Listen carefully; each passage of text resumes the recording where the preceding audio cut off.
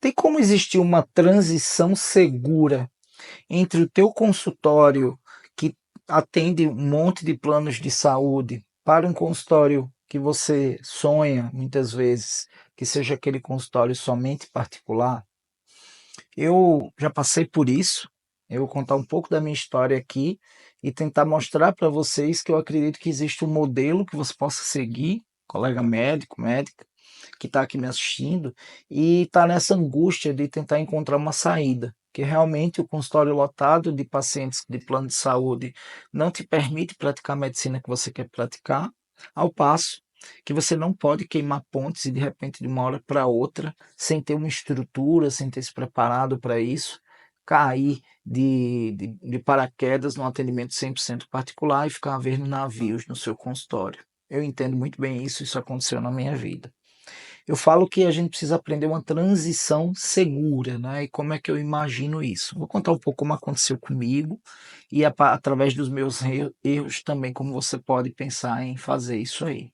Veja só, a primeira coisa é que é muito comum, eu abri meu consultório há quase 20 anos, que a gente naquela época, sem essa potência, né, chamada redes sociais e as comunicações pelo WhatsApp, etc., a gente imaginasse que estar no plano de saúde seria a melhor forma de aparecer para os pacientes. Ninguém errou ao tentar fazer isso, porque era uma coisa que parecia meio óbvia, né? A gente tinha o SUS, a gente tinha o plano de saúde, e pouco se falava no atendimento particular, especialmente no interior. Eu vim aqui para o interior, então eu peguei todos os planos de saúde. E quando você está no plano de saúde, obviamente, é importante que fique claro isso, né? Você é o médico do plano, você não é o médico do paciente. Muitas vezes, quando o paciente não consegue imediatamente fazer uma consulta com você, ele procura alguém do plano. E quando você é o médico, muitas vezes está fazendo um atendimento 100% particular e tem uma agenda mais tranquila que consegue atender esse paciente nas necessidades, você vê que ele naturalmente quer ser atendido por você. Então, esse é o primeiro ponto. Quando eu saí primeiro de 90% dos planos, e aí depois eu saí da Unimed. Eu era cooperado da Unimed e pedi demissão. Mulher lá, até quando eu fui pedir a demissão, ela estranhou. Todo mundo brigando para entrar, pagando para entrar, o senhor está querendo sair? Eu digo, estou saindo. Isso foi em 2017. 12 anos depois que eu abri o consultório, eu não conseguia mais lidar com a demanda. Não tem como um pediatra atender 20 pacientes por dia. Era essa demanda que a Unimed me entregava todos os dias, né? Não tem como fazer um atendimento decente. E nesse processo brusco, né, eu ficava com aquela angústia, né? Será que os pacientes particulares virão? Será que isso vai acontecer automaticamente, né? E de fato, em 3 meses, isso aconteceu. E é importante dizer, nessa época não existia o doutor da internet.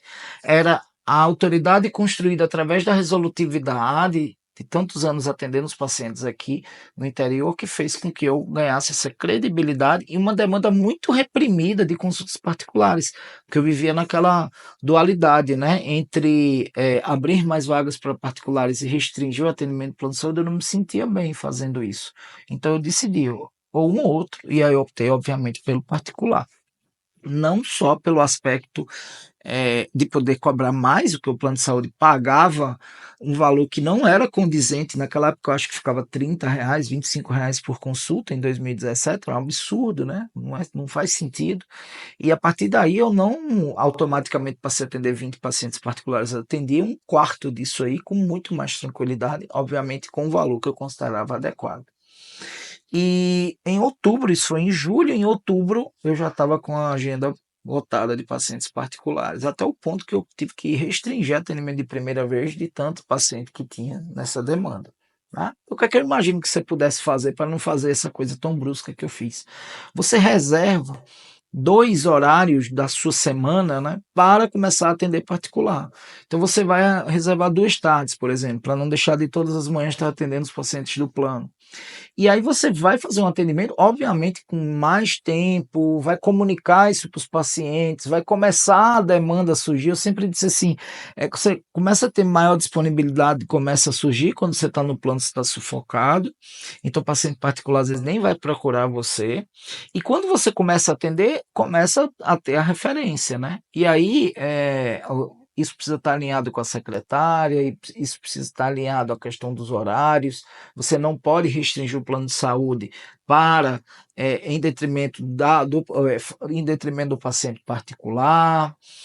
Então tem que se ter uma estratégia tanto do ponto de vista ético quanto do ponto de vista prático. E aí você reservando esses 20%, você já consegue naqueles 20% pelo menos triplicar o seu faturamento, e uma vez que essa estratégia junto com a questão de todas as redes sociais, o tráfego, Google Meu Negócio, etc., você consegue encher aqueles horários e daqui a pouco você já está pensando em ampliar, e aí você pode caminhar futuramente para estar 100% atendendo particular. Então eu penso que essa transição segura é o caminho que eu recomendaria. A gente pode falar mais detalhadamente sobre isso, né? Então coloca aqui tuas dúvidas, teus comentários sobre isso aqui abaixo. Mas eu falo para vocês que eu vivi um processo brusco. Eu acredito que a gente tem que viver uma transição, e essa transição pode te ajudar muito a ter esse objetivo de chegar lá no particular, especialmente quando você pluga, digamos assim, esse meio de difusão de conhecimento, de conteúdo, de aparecer para as pessoas que estão tendo aquela necessidade na sua especialidade, e você vai poder ajudá-las fazendo uma consulta, e obviamente uma consulta totalmente diferenciada. Vamos conversar mais sobre isso ao longo dos conteúdos, mas coloca aqui embaixo tua opinião e vamos conversando.